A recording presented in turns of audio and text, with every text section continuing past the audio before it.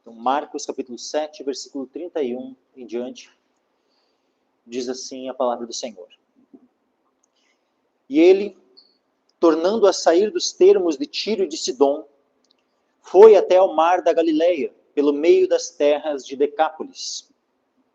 E trouxeram-lhe um surdo que falava dificilmente, e rogaram-lhe que pusesse a mão sobre ele. E tirando-o à parte, de entre a multidão, pôs-lhe os dedos nos ouvidos, e cuspindo tocou-lhe na língua. E levantando os olhos ao céu, suspirou e disse, Efatá, isto é, abre-te. E logo se abriram os seus ouvidos e a prisão da língua se desfez, e falava perfeitamente. E ordenou-lhes que a ninguém o dissessem, mas quanto mais lhes proibia, tanto mais o divulgavam. E admirando-se sobremaneira, diziam, tudo faz bem, faz ouvir os surdos e falar os mudos. Naqueles dias, havendo uma grande multidão e não tendo o que comer, Jesus chamou a si os seus discípulos e disse-lhes, tenho compaixão da multidão, porque há já 3 dias que estão comigo e não tenho o que comer. E se os deixar ir em jejum para suas casas, desfalecerão no caminho, porque alguns deles vieram de longe. E os seus discípulos responderam-lhe, de onde poderá alguém satisfazê-los de pão aqui no deserto? E perguntou-lhes, quantos pães tendes? E disseram-lhe, 7. E ordenou à multidão que se assentasse no chão. E tomando os 7 pães e tendo dado graças, partiu-os e deu-os aos seus discípulos, para que os pusessem diante deles. E puseram-nos diante da multidão. E tinham também alguns peixinhos, e tendo dado graças, ordenou que também lhes pusessem diante. E comeram, e saciaram-se, e dos pedaços que sobejaram, levantaram 7 cestos. E os que comeram eram quase 4.000, e despediu-os. E entrando logo no barco, com os seus discípulos, foi para as partes de Dalmanuta. E saíram os fariseus e começaram a disputar com ele, pedindo-lhe para o tentarem um sinal do céu. E suspirando profundamente em seu espírito, disse, por que pede esta geração um sinal? Em verdade vos digo que a esta geração não se dará sinal algum. E deixando-os, tornou a entrar no barco e foi para o outro lado. E eles se esqueceram de levar pão, e no barco não tinham consigo senão um pão. E ordenou-lhes, dizendo, olhai, guardai-vos do fermento dos fariseus e do fermento de Herodes. E arrazoavam entre si, dizendo, é porque não temos pão. E Jesus, conhecendo isto, disse-lhes, para que arrazoais que não tendes pão? Não considerastes, nem compreendestes ainda? Tendes ainda o vosso coração endurecido? Tendo olhos não vedes e tendo ouvidos não ouvis? E não vos lembrais? Quando partiu os 5 pães entre os 5.000, quantos cestos cheios de pedaços levantastes? Disseram-lhe 12. E quando partiu os 7 entre os 4.000, quantos cestos cheios de pedaços levantastes? E disseram-lhe 7. E ele lhes disse, como não entendeis ainda? Amém. Até aqui, meus irmãos. Podem se assentar.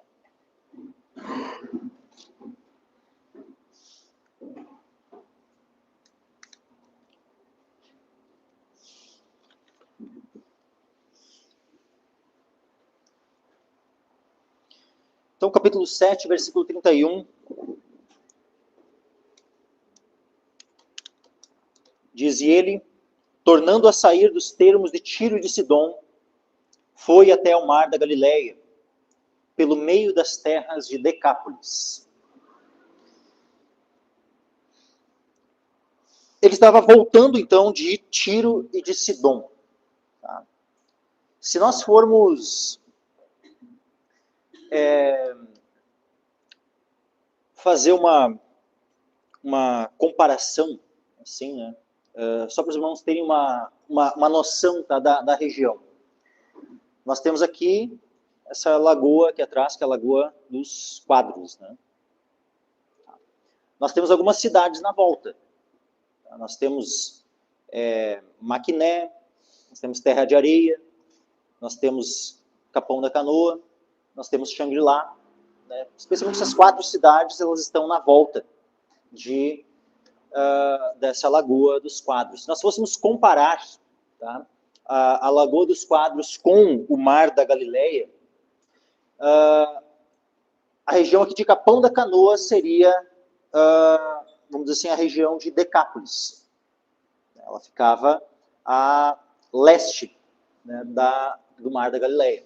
Então aqui a região de Capão da Canoa seria a região de Decápolis. A região ali de Terra de Areia seria a região da Galileia. Então a Galileia, né, a direção da lagoa, assim, ela seria proporcional aqui à região ali de Terra de Areia.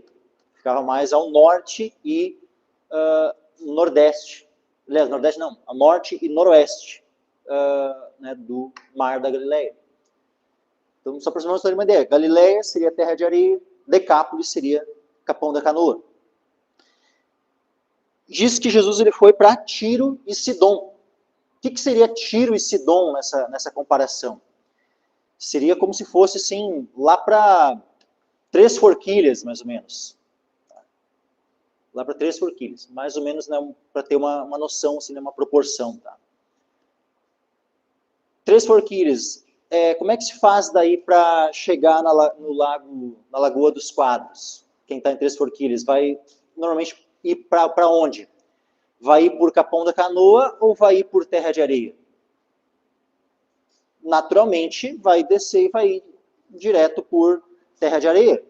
Para ir por Capão da Canoa, precisa fazer uma volta bem grande. Né? Ou seja, propositalmente não se quer passar por aquela região ali de Terra de Areia. Então, a pessoa vai fazer uma volta bem, né, maior para poder, por esse lado de cá, né, por Capão da Canoa, acessar a lagoa.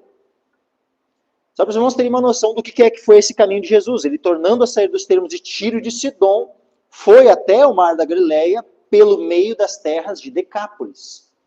Ele não fez o caminho natural, reto, né, que seria ir pela Galileia. Ele não passou pela Galileia. Ele deu a volta, fez uma volta bem grande, para ir pelo outro lado e acessou o Mar da Galileia por Decápolis. Isso tudo não é em vão, meus irmãos. Jesus já estava operando por muito tempo na Galileia. E nós já vimos aqui que ele fez de propósito ir lá para as regiões de Tiro e Sidom, que era uma região de gentios. Onde ele foi lá e curou, libertou a filha de uma mulher que estava terrivelmente endemoniada. E nós vimos ali o poder do Senhor, que ele não precisa estar presente, né? Porque várias vezes o Senhor ele expulsou demônios. Pessoas estavam ali possessas, ele com uma palavra expulsava os demônios. No caso daquela menina, ele não precisou ir lá pessoalmente, né, dar uma ordem para o demônio, ele simplesmente, né, disse para aquela mãe, como a gente vê aqui, ó, por essa palavra vai, o demônio já saiu de tua filha. Ou seja, ele simplesmente, né, disse, pode ir. Né? Ou seja, ele já tinha operado o milagre sem precisar dizer uma palavra. Ele simplesmente informa ela, o demônio já saiu da tua filha. Por quê? Porque ele quis. Ele quis e assim aconteceu. Então ele não precisa, Jesus ele não está refém de nenhum método, Jesus não estava refém de curar somente com imposição de mãos, ou de expulsar demônios somente se ele proferisse uma palavra de ordem. Não, Jesus não estava refém de nenhum tipo de método, de cura, de libertação, nada disso. E aqui então, Jesus ele expulsou o demônio dessa menina. Simplesmente porque ele quis que o demônio saísse, o demônio teve que sair. E ele só informa a mãe, o demônio já saiu de tua filha. E é algo então que, para nós mesmos, sabe, isso serve de ensinamento, conforto e de fortalecimento para a nossa fé. Porque isso que o Senhor fez, e toda vez que alguém for liberto, sempre, nunca esse poder pode ser atribuído a nós, sempre é ao Senhor. Isso nos mostra também que hoje nós podemos ser usados pelo Senhor na libertação de alguém pessoalmente. Podemos. Deus pode nos usar e alguém está ali endemoniado e nós, em nome de Jesus, expulsarmos esse demônio. Podemos. Mas se nós sabemos que alguém está endemoniado e nós não temos como ir até aquele local, podemos orar ao Senhor para que as pessoas sejam libertas e podemos crer, termos convicção de que o Senhor pode libertar, mesmo nós não indo lá, dando uma ordem pessoalmente. Podemos. Que isso, sabe, que esse texto, sabe, fortaleça a nossa fé nesse sentido. De que não precisa necessariamente estarmos no local, darmos uma ordem pessoalmente, nós podemos orar ao Senhor e o Senhor pode operar esse milagre à distância, assim como ele fez aqui. Vejam, curou, libertou a filha, né, de uma gentia, de alguém que não era do povo judeu. E aí ele sai da região, sai dos termos de Tiro e de Sidom, foi até ao mar da Galileia, pelo meio das terras de Decápolis. As terras de Decápolis, meus irmãos, era uma região que era habitada principalmente por qual tipo de povo? Judeus ou gentios? Gentios. Então, Decápolis era uma região, era uma terra que era habitada principalmente por gentios. Vejam, não era ali que estava aquele endemoniado, aquele que tinha legião, e que havia toda aquela criação de porcos, né, aqueles 2.000 porcos que se atiram no mar, né, que se lançam no mar porque os demônios foram para eles. Era em que região? Era na região aqui de Decápolis.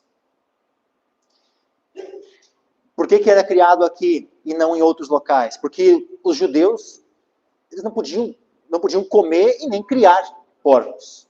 Então, óbvio que os porcos não seriam criados na Galileia, não seriam criados na Judéia, mas em Decápolis, onde havia, né, majoritariamente gentios habitando, ali os porcos eram criados.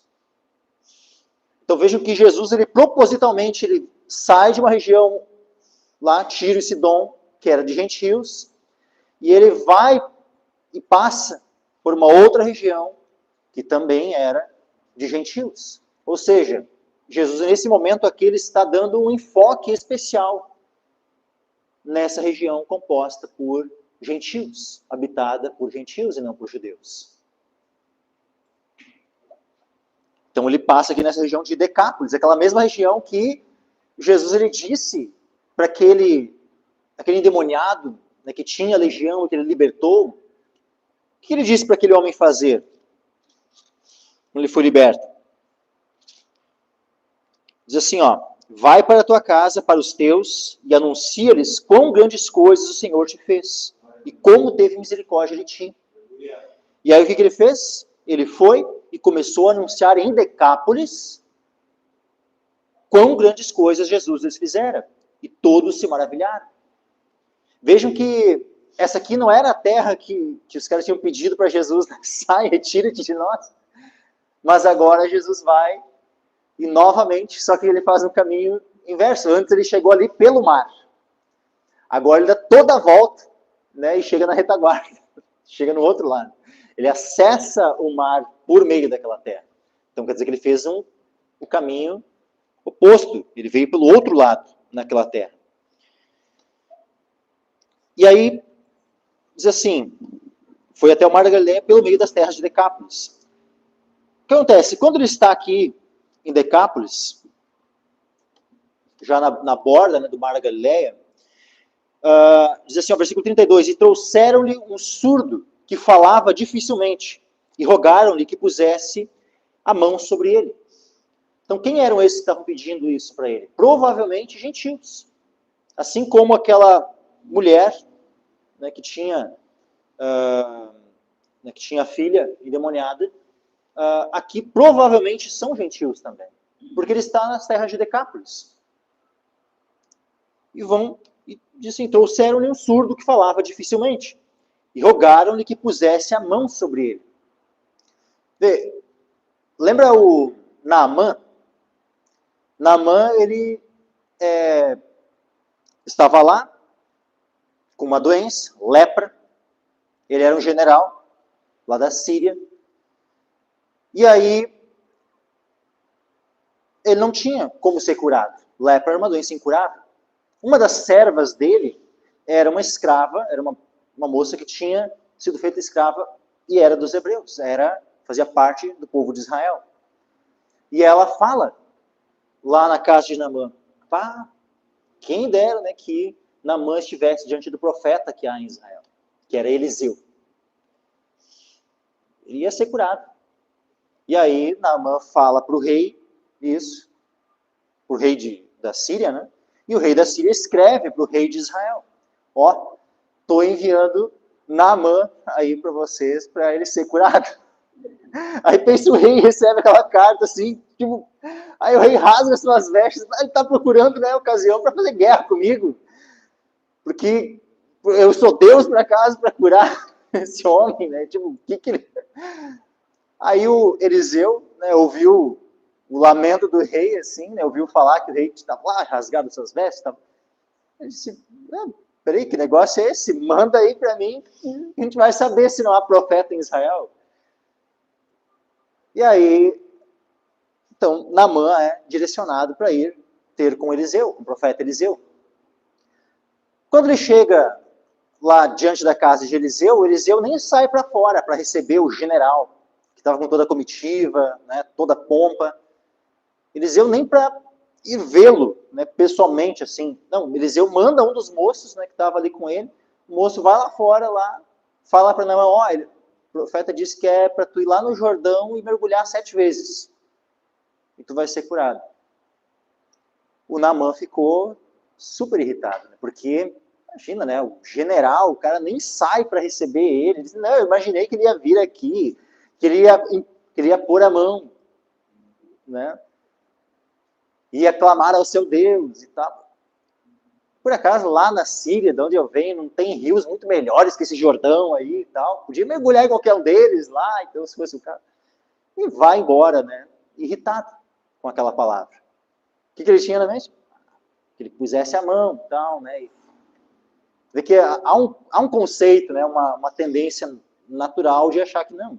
Para que alguém seja curado, precisa haver a imposição de mãos.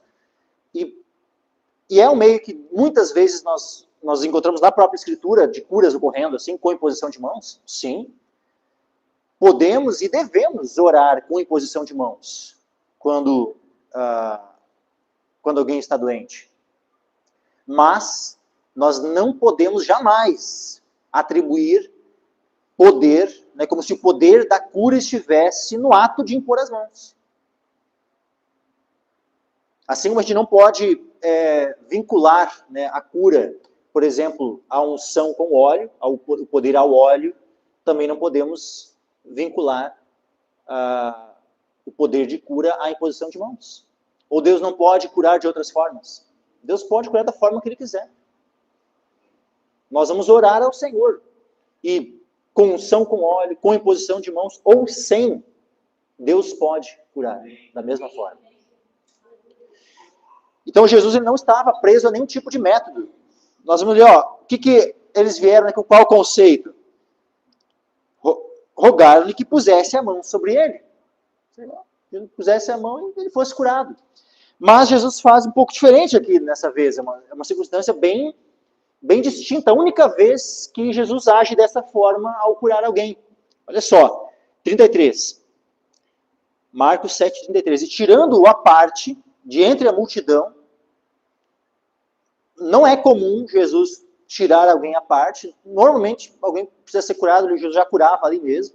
Não tirava a pessoa à parte. Nesse caso, Jesus tira ele, separa ele, leva ele para um local a sós, à parte, tirando-o à parte de entre a multidão. Ou seja, ele saiu do meio daquela multidão. Ele estava no meio da multidão, saiu com ele do meio da multidão. E ele diz assim, pôs-lhe os dedos nos ouvidos. Os dedos nos ouvidos daquele homem que estava surdo. E cuspindo, né, na sua mão, tocou, Lógico, não tem aqui na sua mão, mas subentende-se, né, que ele não cuspiu direto no homem, mas sim, né, nos seus dedos e tocou, então, na língua. Tocou-lhe na língua. E levantando os olhos ao céu, suspirou e disse, Efatá, isto é, abre-te. Ou seja, a tradução dessa palavra Efatá é abre-te. Então vejam que foi uma forma diferente de Jesus operar essa cura. Jesus estava preso, então agora esse aqui é o novo método de Jesus curar, né? Não. Foi o único registro que nós temos de Jesus curando um surdo e mudo desse jeito é aqui. Outras vezes Jesus cura de formas diferentes, porque Jesus não está preso a nenhum tipo de método.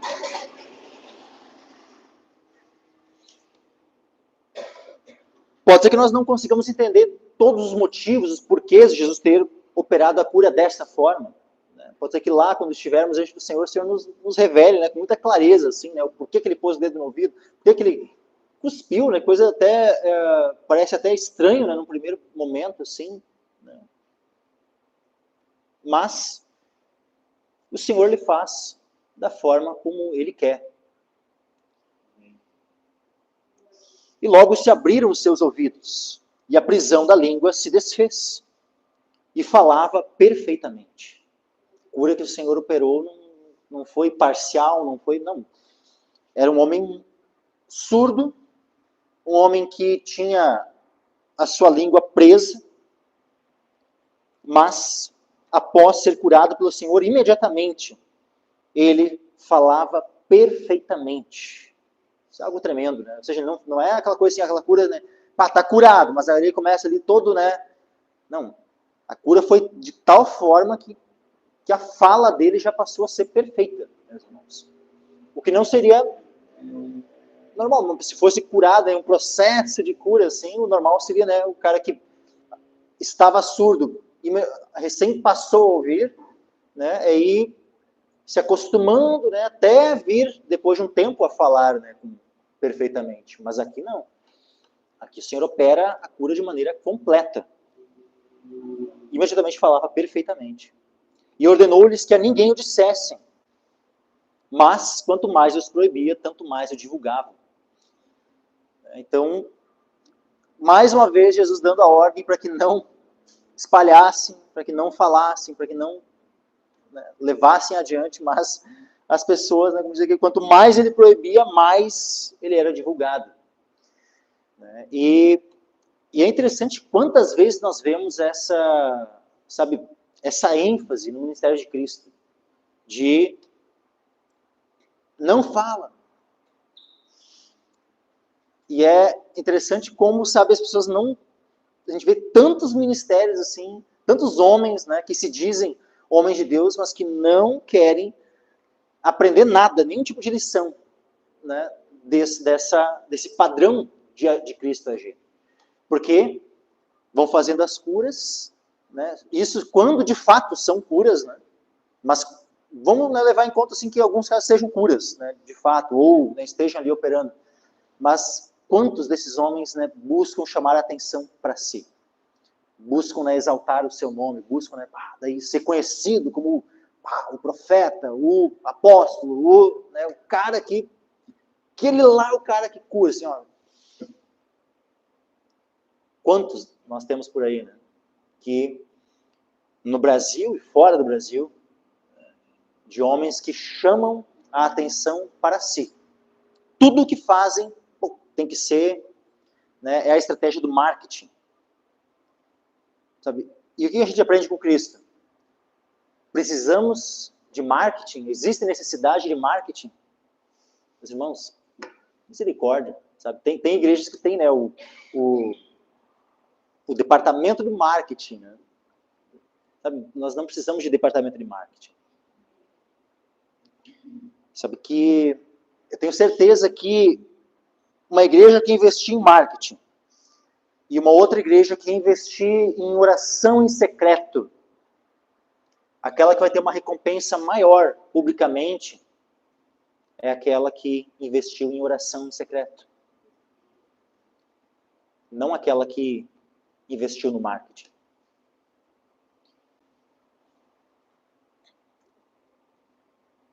E ele diz assim, ó, 37, admirando-se sobremaneira, diziam, tudo faz bem, faz ouvir os surdos e falar os mudos. Então, as pessoas reconhecendo, né, que Jesus fazia tudo bem. Faz ouvir os surdos, faz falar os mudos. E de fato, né, Jesus, que é o Criador, ele fez todas as coisas. Quando o Senhor ia falando, né, e criando todas as coisas, o que ele dizia após ter criado? Né? Quando ele criou no primeiro dia, ele viu que era bom. Fez a criação no segundo dia e viu que era bom. Assim, terceiro, quarto, quinto. Quando ele finaliza a criação no sexto dia, onde ele cria o homem, a mulher, aí viu Deus que era muito bom. E esse mesmo Deus, ele se manifestou em carne.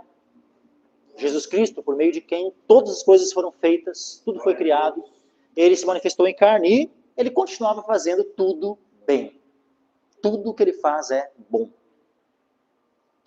E isso foi reconhecido por esses homens. Provavelmente gentios. E estavam aqui reconhecendo que tudo aquilo que o Senhor fazia era bom.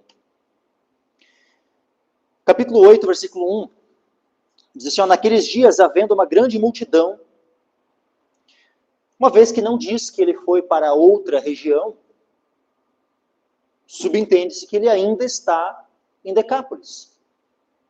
E se ele ainda está em Decápolis, provavelmente essa grande multidão aqui, quem sabe a maior parte dela, fosse composta de gentios. Então veja que a primeira multiplicação de pães, o território era judeu.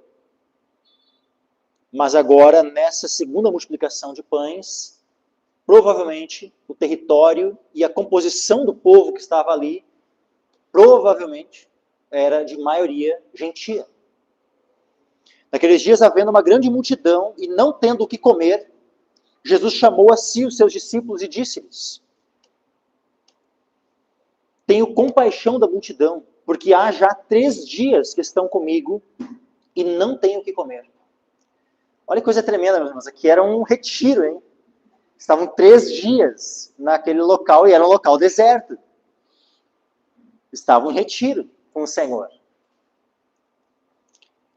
Eles haviam organizado ali a logística. A gente já buscou, né? A gente fez um retiro recentemente, organizamos tudo, a lista, né?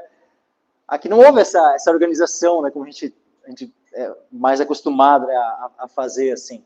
Simplesmente chegou ali, depois do 3º dia, ainda estavam ali com o Senhor, né? E o Senhor diz, tenho compaixão da multidão, já há 3 dias estão comigo e não tenho o que comer.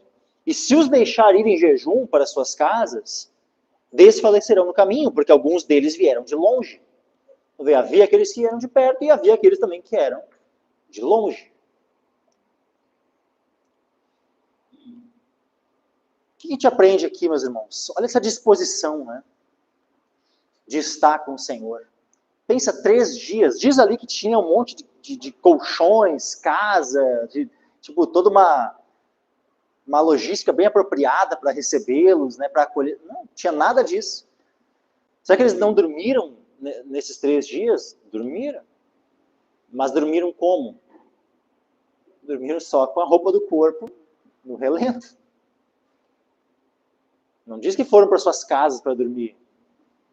Não, Jesus está aqui com compaixão da multidão. Estavam há 3 dias ali, não tinham mais o que comer e se os deixasse ir em jejum, eles iam desfalecer pelo caminho, porque alguns tinham vindo de longe. Então, não era um bate e volta todo dia. Eles estavam ali 3 dias já reunidos com o Senhor. Sabe, que a gente possa aprender com essa multidão que estava ali com o Senhor, sabe, a amarmos o Senhor, a desejarmos o Senhor, sabe, e se tivermos que esquecer, sabe, dessas coisas assim, pouco importa, sabe, a gente não vai dormir bem, a gente não vai comer bem, mas eu vou estar buscando o Senhor, eu vou ter a presença do Senhor, então isso me basta. Se eu tenho a presença do Senhor, isso me basta. É muito mais importante nós termos a presença do Senhor, nós termos a palavra do Senhor, do que termos o alimento para o corpo, do que termos, sabe, a cobertura, local para dormir, local apropriado para dormir. É muito melhor nós termos a presença do Senhor. Tenho certeza que essa multidão aqui, eles não estavam aqui, tipo assim, reclamando. Não estavam ali murmurando. Ah, quando é que vai acabar essa... Estamos 3 dias aqui, o Senhor, Jesus não para de falar. Quando é que... Não tinha esse... A gente não vê nenhum tipo de murmuração aqui por parte da multidão. Não era que nem o povo que Moisés tira lá do deserto, né? Aliás, tira do deserto, não. Tira do Egito e leva para o deserto. Vê, é interessante, né? Moisés tira o povo do Egito, leva eles para o deserto. O que o povo lá no deserto vai fazer? Murmurar. Mas a gente vai morrer de sede. Aí trouxe a gente aqui para o deserto para nos matar de sede, né? Ah, aí Deus vai lá, né? Vai lá, fere a rocha, né? Vai sair água. Pois no outro momento era só para falar para a rocha. Moisés vai lá e fere a rocha. Né? Ou seja, Moisés não percebeu que... Ele achou que o método era ferir. Foi em 2 momentos distintos e foram 2 formas distintas que Deus ia dar água para o povo. Moisés é quem usou as 2 vezes de métodos iguais. Né? Mas a questão é, vamos abrir lá em Marcos. Perdão, Marcos. Números.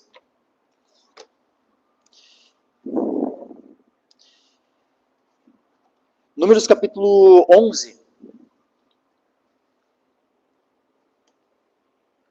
Números 11.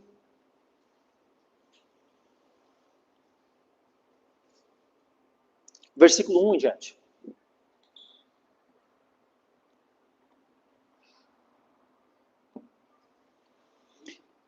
Números 11, versículo 1 em diante, diz assim: Aconteceu que queixou-se o povo falando que era mal aos ouvidos do Senhor. E ouvindo o Senhor, a sua ira se acendeu. E o fogo do Senhor ardeu entre eles e consumiu os que estavam na última parte do arraial. Então o povo clamou a Moisés, e Moisés orou ao Senhor, e o fogo se apagou. Pelo que chamou aquele lugar Taberá, porquanto o fogo do Senhor se acendera entre eles. E o vulgo que estava no meio deles veio a ter grande desejo, pelo que os filhos de Israel tornaram a chorar e disseram: Quem nos dará carne a comer? Lembramos-nos dos peixes que no Egito comíamos de graça, e dos pepinos, e dos melões, e dos poros, e das cebolas, e dos alhos. Mas agora a nossa alma se seca. Coisa nenhuma há, senão este maná diante dos nossos olhos. Olha só a murmuração do povo ali. Né? Deus, eles estavam passando fome ou eles tinham maná para comer? Eles tinham maná para comer. Qual era a reclamação aqui? A reclamação aqui é uma comida muito simples, é a mesma coisa todo dia. Eu não tenho variedades. Então, meus irmãos, que nós vigiemos o nosso coração. Se nós temos o suficiente para comermos, que nós estejamos com isso contentes. Que nós não venhamos a ficar assim, mas eu poderia ter, sabe, melhor carne, as melhores frutas, as melhores de tudo, a variedade disso e daquilo e tal. Que nós vigiemos nosso coração com a tentação de não estarmos satisfeitos com aquilo que o Senhor nos dá. E sempre querermos uma comida mais exótica, uma coisa mais... Se em algum momento Deus nos permite comer algo diferente, ok, bênção, que a gente dê graças ao Senhor. Mas que jamais venhamos a murmurar por, em determinados momentos, não termos alguma condição de comermos algo mais requintado. Aí, versículo 7. E era o maná como semente de coentro, e a sua cor como a cor de bidélio. Espalhava-se o povo e colhia, e em moinhos o moía. E num grau o pisava, e em panelas o cozia. E dele fazia bolos, e seu sabor era como o sabor de azeite fresco. E quando o orvalho descia de noite sobre o arraial, o maná descia sobre ele. Então Moisés ouviu chorar o povo pelas suas famílias, cada qual à porta da sua tenda. E a ira do Senhor grandemente se acendeu, e pareceu mal aos olhos de Moisés. E disse Moisés ao Senhor: Por que fizeste mal ao teu servo? E por que não achei graça aos teus olhos, visto que puseste sobre mim o cargo de todo este povo? Concebi eu, porventura, todo este povo? Dei-o eu à luz, para que me dissesses, leva-o ao teu colo, como a ama leva a criança que mama a terra que juraste a seus pais? De onde teria eu carne para dar a todo este povo? Porquanto contra mim choram, dizendo, dá-nos carne a comer. Eu só não posso levar a todo este povo, porque muito pesado é para mim. Então aqui Moisés está orando ao Senhor. 15, né? E se assim fazes comigo, mata-me, peço-te, se tenho achado graça aos teus olhos, e não me deixes ver o meu mal. 16. E disse o Senhor a Moisés, ajunta-me 70 homens dos anciãos de Israel, que sabes serem anciãos do povo, e seus oficiais, e os trarás perante a tenda da congregação, e ali estejam contigo. Então eu descerei, e ali falarei contigo, e tirarei do espírito que está sobre ti, e o porei sobre eles. E contigo levarão a carga do povo, para que tu não a leves sozinho. E dirás ao povo, santificai-vos para amanhã, e comereis carne, porquanto chorastes aos ouvidos do Senhor, dizendo, quem nos dará carne a comer? Pois íamos bem no Egito, por isso o Senhor vos dará carne e comereis. Não comereis um dia, nem 2 dias, nem 5 dias, nem 10 dias, nem 20 dias, mas um mês inteiro, até vos sair pelas narinas, até que vos enfastieis dela. Porquanto rejeitastes ao Senhor que está no meio de vós, e chorastes diante dele, dizendo, por que saímos do Egito? Veja que isso aqui é o Senhor falando. O Senhor estava indignado com o povo. O Senhor estava irado com o povo, por causa daquela murmuração. E mesmo assim o Senhor deu carne para eles comer. Deus disse, vocês vão comer por um mês inteiro, até sair pelo nariz.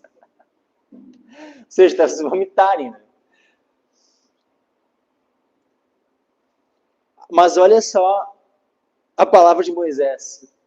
Depois que Deus falou com Moisés, que eles não iam comer nem um dia, nem 2, nem 5, nem 10, nem 20, mas um mês inteiro. Até eles ficarem enjoados de tanto comer carne. E aí o que Moisés fala para Deus? 21. E disse Moisés, 600.000 homens de pé é este povo, no meio do qual estou. E eles estavam onde? No deserto. E tu tens dito, dar-lhes-ei carne e comerão um mês inteiro. Aí pensa os cálculos, né? Moisés fazendo os cálculos. 30 dias. 600.000 só de homens, né? Que podem ir para a guerra. Olha a logística, olha a quantidade de carne que precisa ter para todo esse povo. Aí ele disse ao 22, degolar-se-ão para eles ovelhas e vacas que lhes bastem? Ou ajuntar-se-ão para eles todos os peixes do mar que lhes bastem? Aí Moisés questionando o Senhor. Né? Porém o Senhor disse a Moisés, teria sido encurtada a mão do Senhor? Agora verá se a minha palavra se há de cumprir ou não. E meus irmãos, aqui nós estamos num contexto onde provavelmente nem era o povo judeu, né? Voltando aqui para Marcos, né?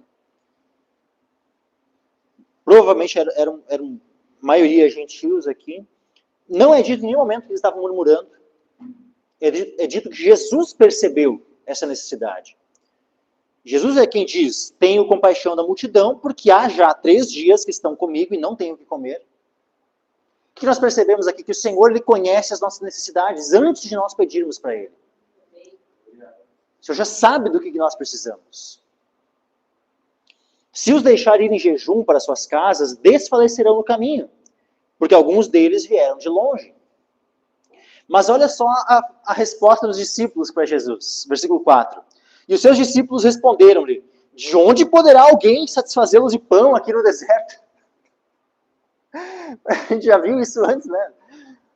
Moisés lá, né, questionando o Senhor, né, degolar-se-ão, né, rebanho suficiente, vai haver peixe do mar suficiente para todo esse povo.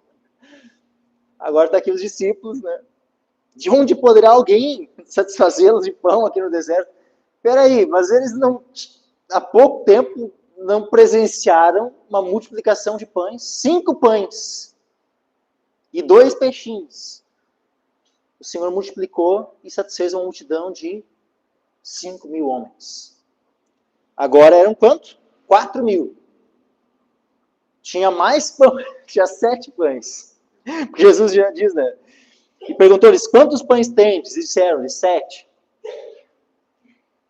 Tinha menos gente, tinha mais pão, e mesmo assim eles se questionando, como é que é? De onde poderá alguém satisfazê-los de pão no deserto?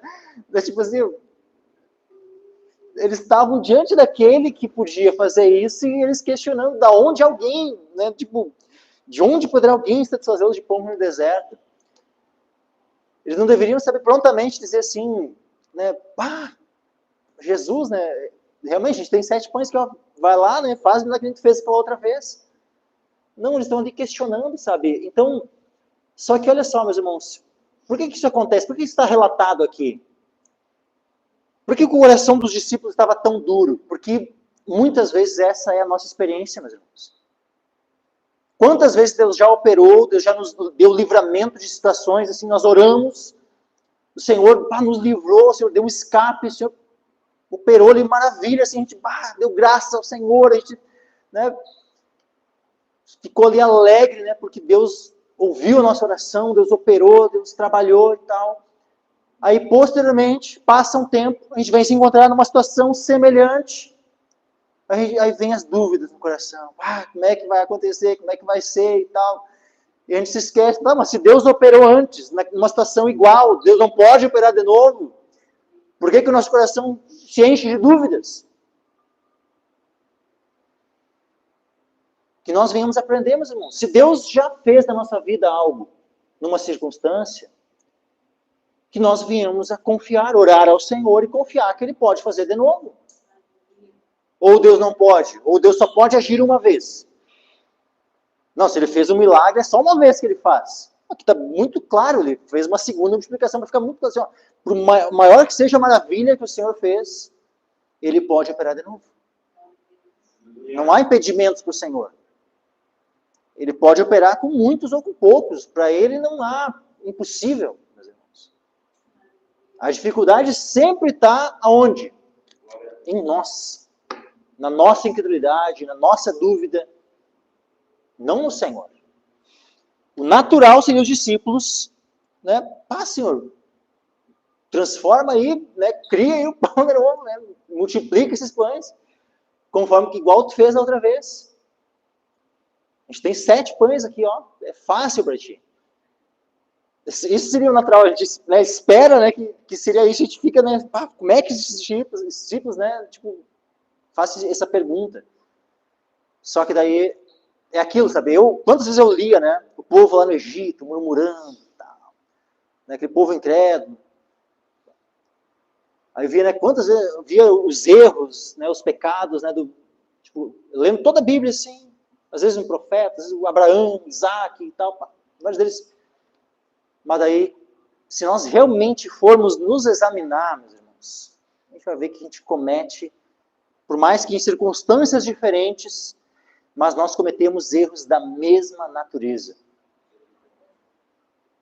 Os nossos erros são da mesma natureza, em circunstâncias diferentes, mas é os mesmos erros. Ou seja, nós não somos melhores, nem que o povo que saiu lá do Egito, os israelitas que saíram do Egito, nem que os discípulos aqui, porque quantas vezes nós estamos na mesma situação, questionando, ficando ali cheio de dúvidas, se o Senhor pode operar ou não. Então que nós venhamos a nos arrepender, que a gente venha saber, ficar assim, indignado com a incredulidade, tanto dos israelitas que saíram do Egito, com a dureza de coração dos discípulos aqui, que não conseguem nem lembrar, né, praticamente, parece que esqueceram, né, do milagre que o Senhor tinha operado. Que nós venhamos a ficar indignados com isso, mas que venhamos a nos sondar, e ficarmos também indignados conosco. Por quantas vezes nós também, sabe, não nos lembramos do poder de Deus, dos milagres que o Senhor já fez nas nossas vidas, experiências que nós já tivemos.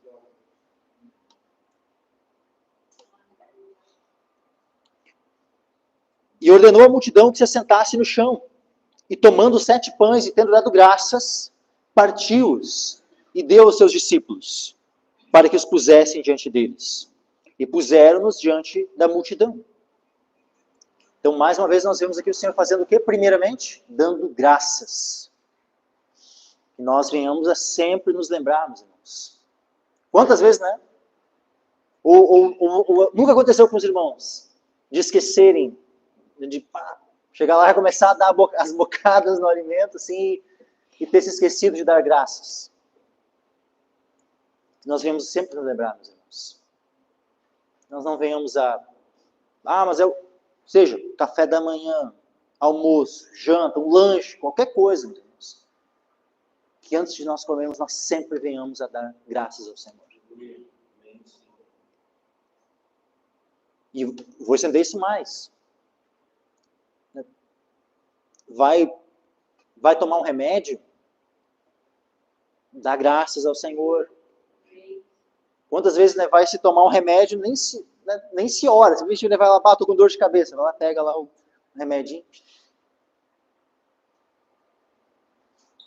O que tem que se fazer? Primeiramente, ora.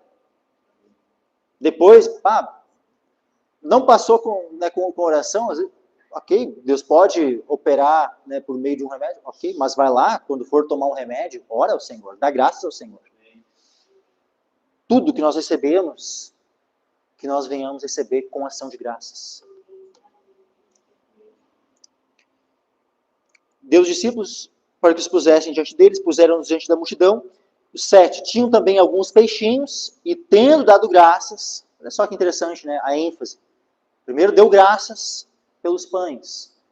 Agora, em relação aos peixes, novamente é enfatizado que ele deu graças pelos peixes. Tinham também alguns peixinhos, e tendo dado graças, ordenou que também lhe os pusessem diante. E comeram, e saciaram-se, e dos pedaços que sobejaram, levantaram 7 cestos.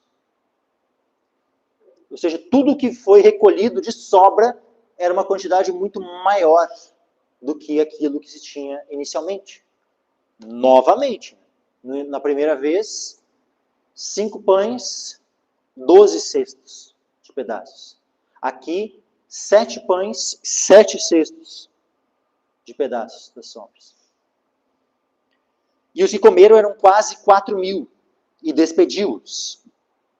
Versículo 10. E entrando logo no barco, com os seus discípulos, foi para as partes de Dalmanuta.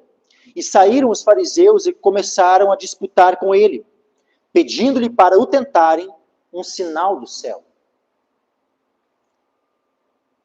Eles já não tinham visto muitos sinais. Quando o Senhor curou aquele homem, que era paralítico, que foi trazido por 4, que abriram o telhado, desceram ele vai, perdoa os pecados dele e o cura. Não havia ali fariseus e outros presentes. Eles não tinham conhecimento desse sinal que o Senhor operou, que demonstrava inclusive a autoridade dele para perdoar pecados. Quando ele expulsava demônios, eles não estavam presentes, eles não sabiam que Jesus expulsava demônios, isso não era um sinal. Todos os outros milagres que Jesus operou não eram sinais. Por que eles estavam pedindo mais um sinal? Mas se Jesus concedesse mais um sinal, e eles iriam crer? Não, meus irmãos. Esse pedido aqui, esse pedido feito a Jesus, não era um pedido proveniente de um coração cheio de fé. Era o pedido cuja raiz era a incredulidade. Deus nunca vai atender um pedido cuja raiz desse pedido é a incredulidade. Deus não atende esse tipo de pedido. Os homens ali incrédulos e pedindo para Jesus um sinal. Vai ver que Jesus atendeu esse pedido? Nunca. Então que nós, quando pedirmos algo ao Senhor, que lembremos, nós devemos pedir com fé. Que a raiz que move os nossos pedidos seja a fé. Jamais a incredulidade. Aquele que pede duvidando não alcança do Senhor. Então, só para satisfazer, esses homens incrédulos, Jesus atendê-los? Não. Jesus não ia fazer isso e não fez. 12. Suspirando profundamente em seu espírito. Por que ele suspirou profundamente em seu espírito? Por causa da incredulidade desses homens. Da dureza dos seus corações. Por que pede essa geração um sinal? Em verdade vos digo que que a esta geração não se dará sinal algum.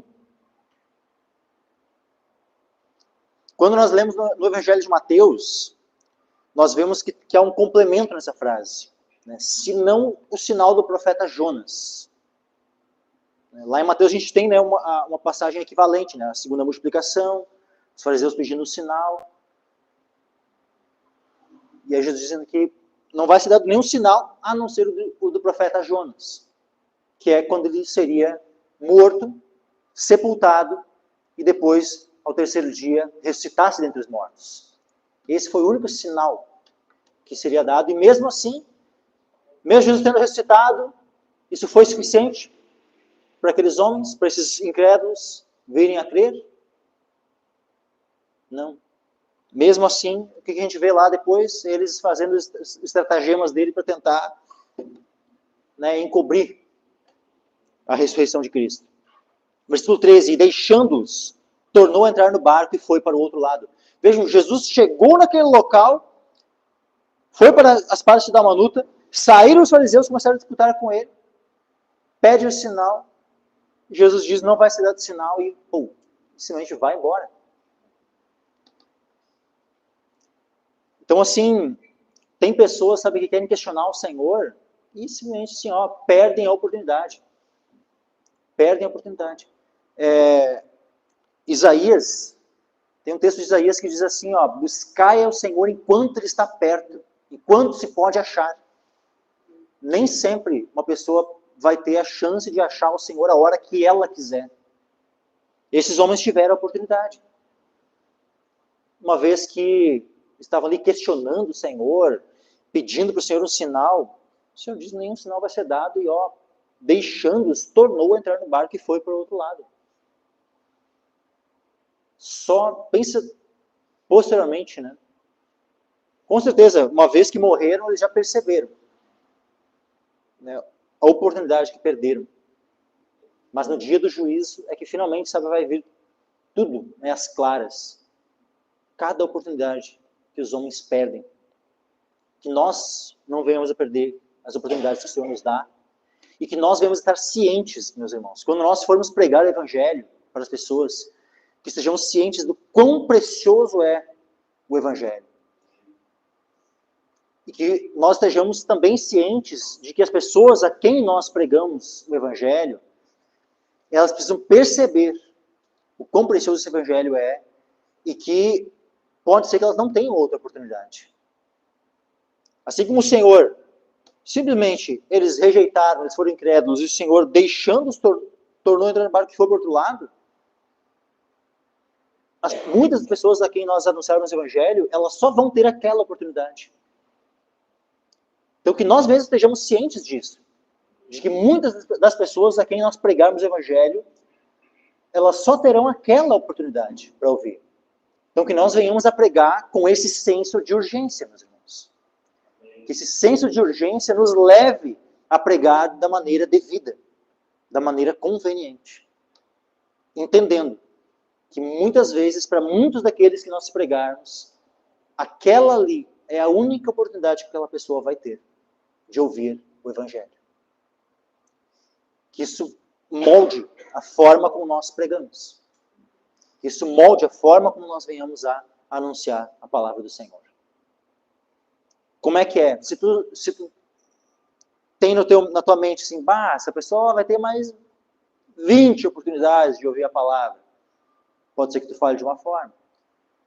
Mas se tu tiver no teu coração, pode ser que essa pessoa, hoje vai ser a última vez que ela vai poder ouvir. E não estou dizendo assim no sentido de que ela vai morrer já naquele dia ou no dia seguinte. Muitas vezes não é esse o ponto. Às vezes a questão é que aquela pessoa vai estar vivendo uma vida tão longe das coisas de Deus que simplesmente ela não tem uma outra pessoa para pregar para ela e tal. Pode ser que ela viva ainda mais anos ainda nessa terra, mas completamente alheia. Sem botar os pés, né, numa igreja, sem ter alguém próximo a ela que fale novamente do Evangelho para ela. E mesmo que ela viva mais décadas, pode ser que ela não ouça mais, de fato, o Evangelho sendo pregado para ela. Então, que nós venhamos a ter essa consciência, sabe? E esse senso de urgência. E que isso venha moldar a forma de nós pregarmos para as pessoas. Versículo 14. E eles se esqueceram de levar pão. E no barco não tinham consigo senão um pão.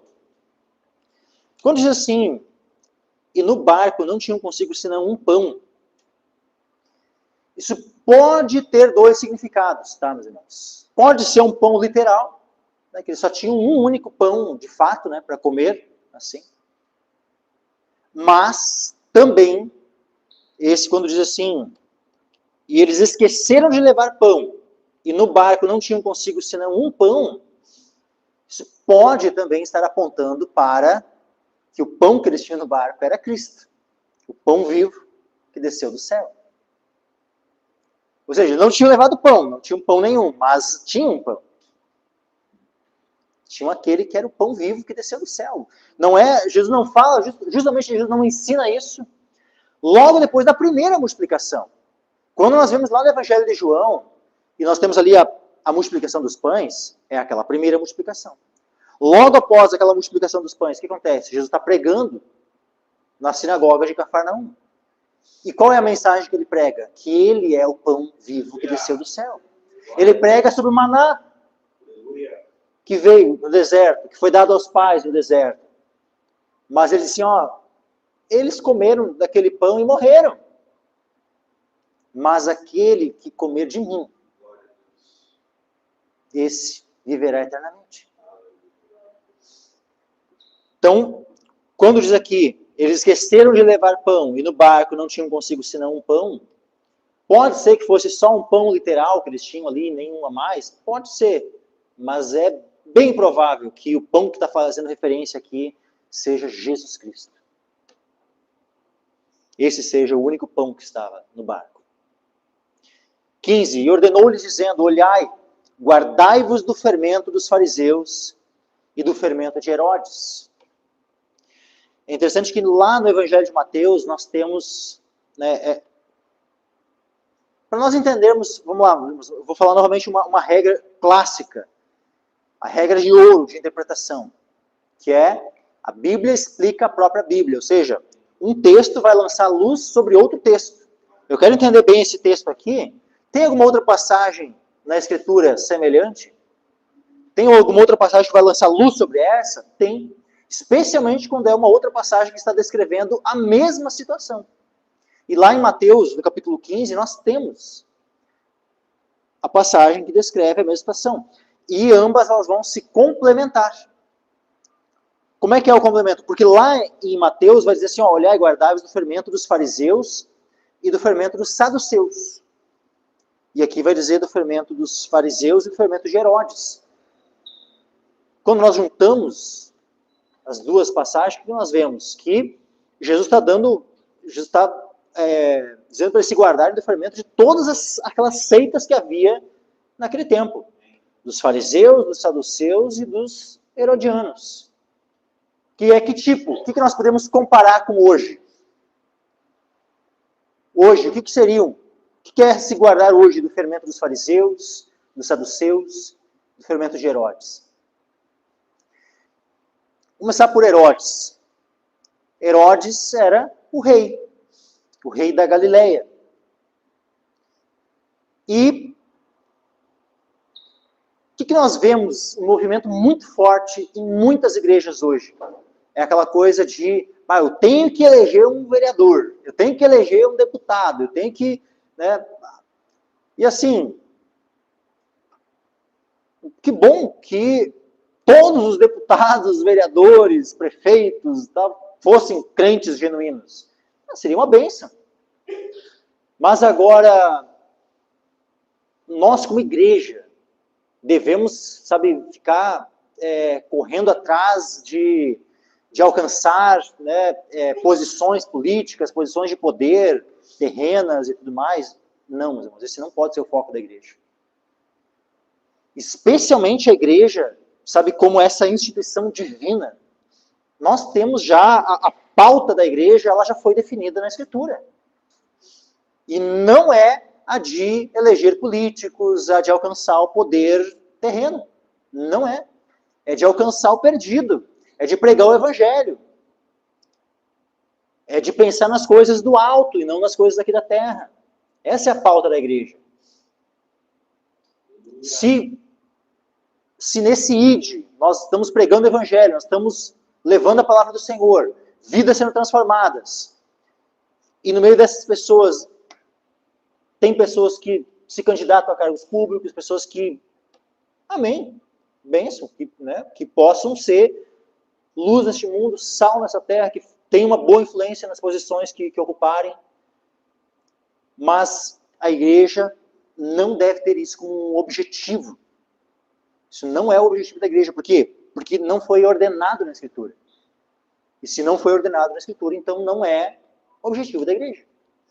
Mas agora, tem aqueles que têm isso como objetivo. Tem congregações que estabelecem, né, esse aspecto, né, de alcançar poder político, de se unir, né, tem que andar próximo do prefeito, tem que andar próximo dos vereadores lá. Porque se eu precisar de alguma coisa, né, eu tenho que estar ali, né, eu tenho que ter essa influência. Isso aí, meus irmãos, é o fermento de Herodes. De que Jesus disse para quê? Para a gente ir lá e misturar no nosso pão o fermento de Herodes. A igreja é o pão. Que tipo de pão que a igreja deve ser? Paulo já deixou bem claro aqui, ó, ele foi movido pelo Espírito Santo em 1 Coríntios, capítulo 5, dizendo assim, ó, não é boa, capítulo 5, versículo 6, não é boa a vossa vanglória, não sabeis que um pouco de fermento faz levedar toda a massa? Purificai-vos, pois, do fermento velho, para que sejais uma nova massa, assim como estáis sem fermento, porque Cristo, nossa Páscoa, foi sacrificado por nós. Por isso façamos a festa, não com o fermento velho, nem com o fermento da maldade e da malícia, mas com os ázimos da sinceridade e da verdade. Então a igreja, meus irmãos, ela é comparada com um pão ázimo, um pão sem fermento. Então nós não devemos agregar na massa da igreja, no pão que é a igreja, nenhum tipo de fermento. Nem o fermento da maldade, da malícia, que foi mencionado lá em 1 Coríntios 5, nem o fermento de Herodes, que é buscar se aliar aos poderes estatais, ganhar essa influência, né, do Estado. Não. Qual é a função da igreja perante o Estado? É a mesma função de João o Batista. Denunciar os pecados daqueles que estão em cargos de autoridade. Então eles estão lá, tem lá um juiz, tem lá um governador, presidente, prefeito, vereador, qualquer... está fazendo mal a sua função, está em pecado, nós como igreja temos uma função profética de denunciarmos o pecado, assim como João o Batista fez. Essa é a função da igreja perante as autoridades. Mas agora, quando a igreja vai e tenta se unir ao Estado, mesmo que apenas, né, a título de influência, é problema, meus irmãos. É fermento de Herodes. E um pouco de fermento faz levedar toda a massa. Olha o que aconteceu lá quando, na época de Constantino, né, as igrejas começaram, né, a se unir com o poder estatal. Olha como a massa levedou. E toda vez que isso acontece, meus irmãos, é assim. Olha no Brasil, quantas igrejas, especialmente, né, igrejas neopentecostais, como, sabe, gostam de estar ali unidas, né, ao Estado, eleger políticos e ter essa influência. É a mesma coisa. É o mesmo tipo de dano, meus irmãos. O fermento de Herodes. O fermento dos saduceus, né, não é mencionado aqui em Marcos, mas é mencionado lá em Mateus.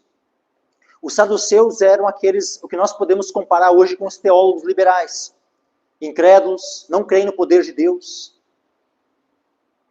não creem de fato nas Escrituras, são homens materialistas, são homens que não creem nos milagres de Deus, não creem na ressurreição, não creem nas doutrinas fundamentais do Evangelho. Mas muitas vezes são ali, são pastores. Sabe aquele tipo de pastor que relativiza a multiplicação dos pães? E considera, né, uma mera parábola, considera, né, tipo, que não foi um milagre. Esse tipo de pastor é o saduceu. É o saduceu da era moderna. que nós, como igreja, devemos fazer em relação a esses saduceus? É nos apartarmos do fermento dos saduceus. Não deixarmos essas incredulidades, sabe, essas dúvidas, né, para com a palavra de Deus adentrar na igreja. Não, nós temos que rejeitar toda incredulidade. Nós temos que continuar crendo no poder de Deus. Que Deus, ele é o mesmo ontem, hoje e eternamente. Deus não muda. Então, aquilo que Deus fez no passado, ele pode fazer hoje. E amanhã vai continuar podendo fazer. E por fim, o fermento dos fariseus, né, que foi o primeiro mencionado. Guardai-vos do fermento dos fariseus. Aqui envolve, meus irmãos, as tradições. Já domingo passado, né, eu falei bastante sobre as tradições. Envolve aqui as tradições, envolve o legalismo, que nós vemos, né, depois ali em Atos dos Apóstolos. Não é os gentios, né, se convertendo ao Senhor, mas logo na sequência vindo aqueles que eram da seita dos fariseus e tinham se convertido, mas estavam com o quê? Infelizmente estavam com esse fermento em seus corações. O que eles começaram a fazer? Ensinar os gentios que eles tinham que se circuncidar, tinham que guardar toda a lei de Moisés, senão não seriam salvos. Ou seja, é todo esse legalismo, essas tradições que vão, sabe, se amontoando e começando a adulterar o Evangelho, a mudar o Evangelho. Sabe, aí começa, sabe,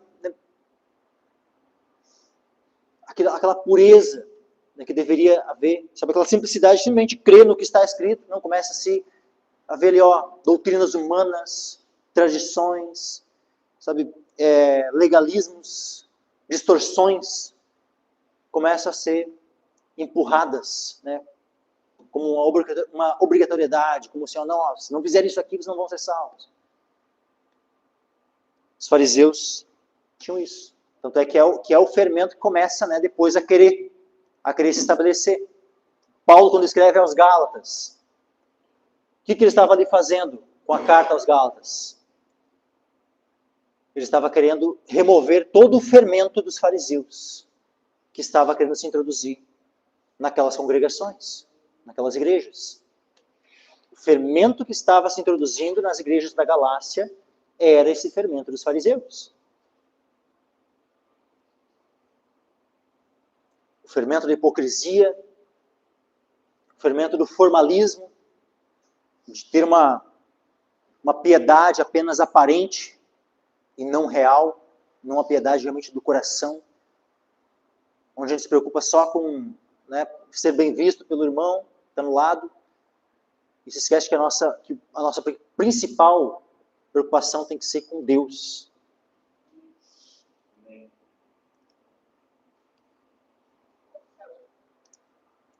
Guardai-vos, olhai, guardai-vos do fermento dos fariseus e do fermento de Herodes. E arrazoavam entre si, dizendo, é porque não temos pão.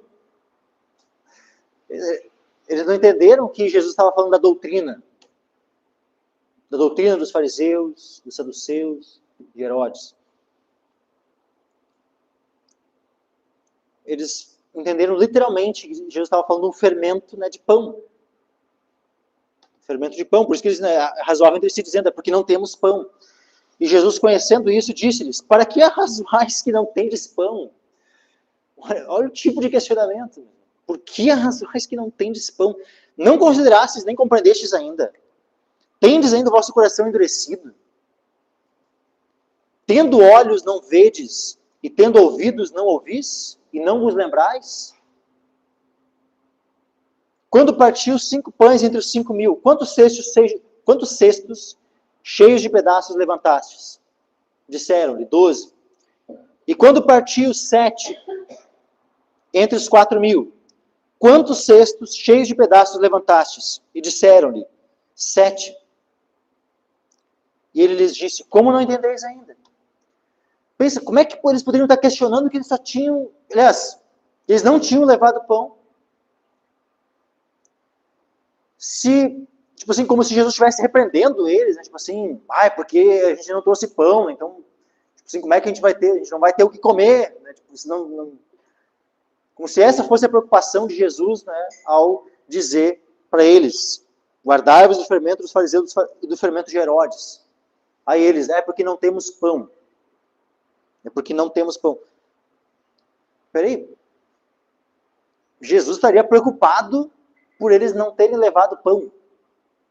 Sabe, Jesus fica assim indignado por eles terem sequer se questionado, né? Achado que Jesus estava preocupado com isso.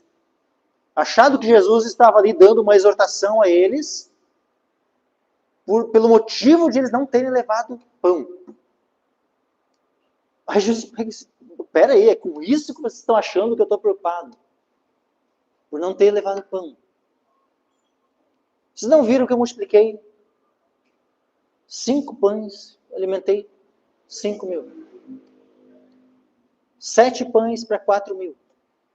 Depois, no final, não recolheram ali os cestos, tudo.